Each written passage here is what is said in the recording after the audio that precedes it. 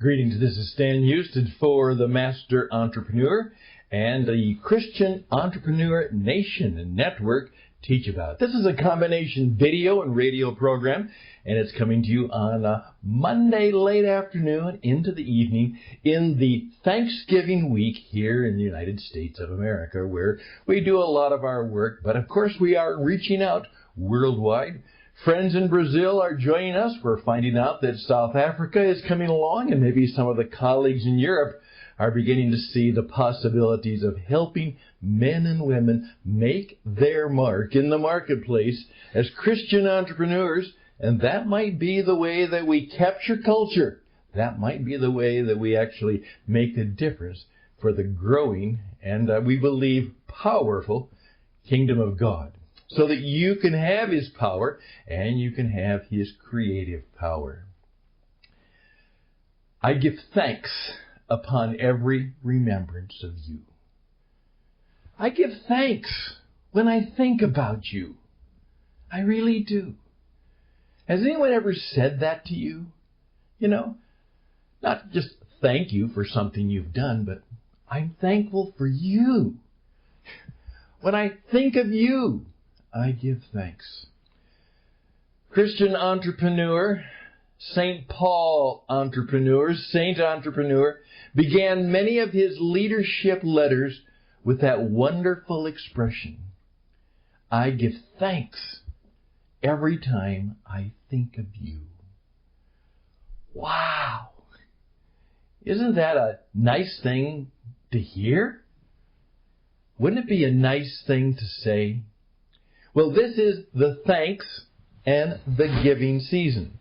Isn't it interesting now? That's why I actually have thanks. The T is capitalized. And right in the middle of the word, the G is also capitalized. Because I want people to think that Thanksgiving is not just about giving thanks. It's about thanks and giving. Here's where I'd like this to go today.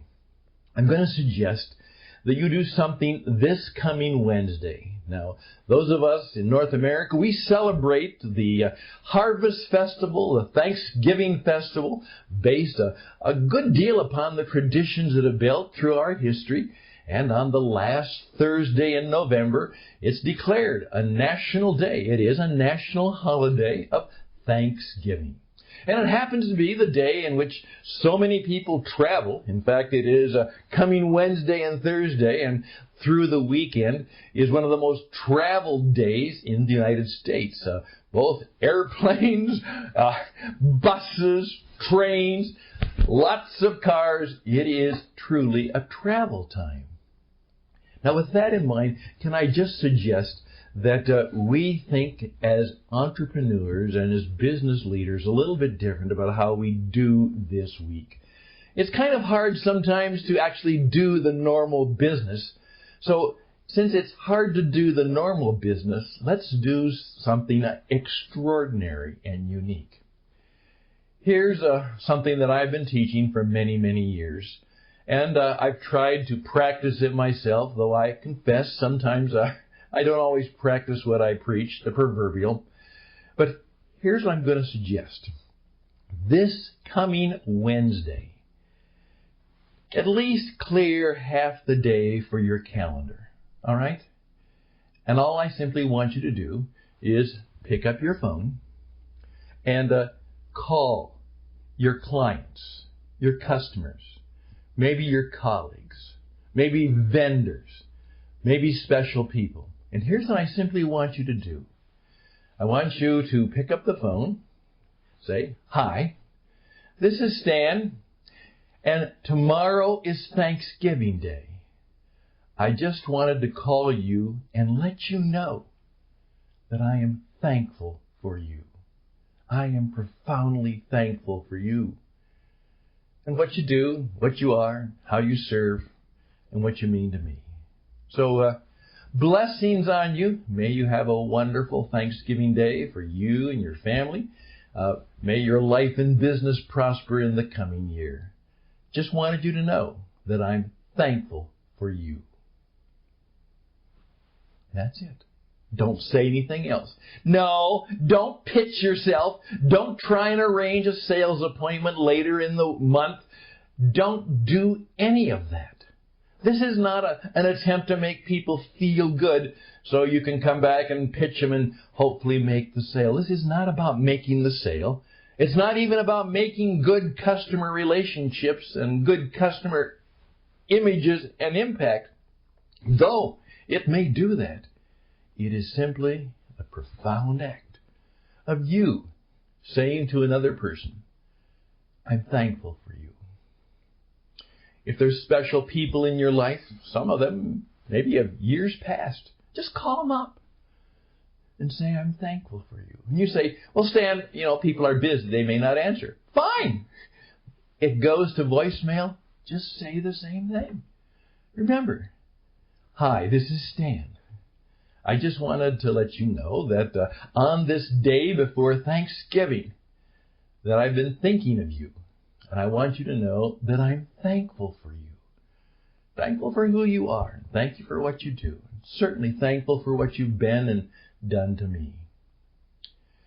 A pastor, a teacher, maybe an employee that has now left you, but you've kept in touch and they served you well.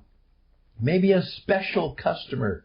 Maybe a lot of special customers. Maybe a vendor that's been particularly helpful to you.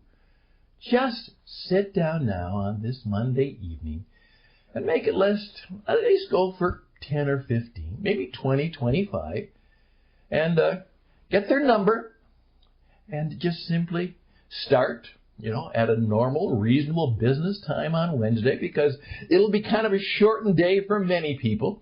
Obviously, those people in retail are getting all set for the Friday sales, and that's part of what you might talk about eventually.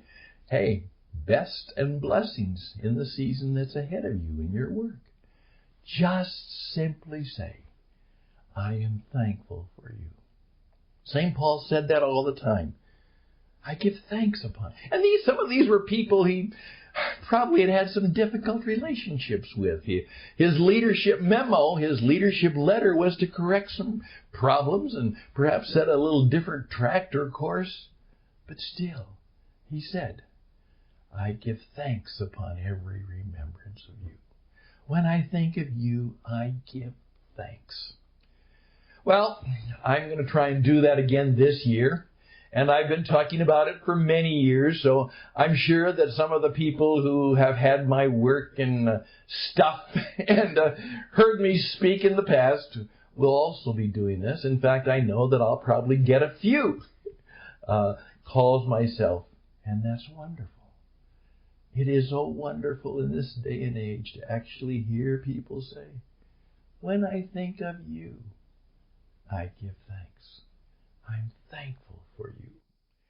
Well, as I often say, just kind of let that sit on your head for a while.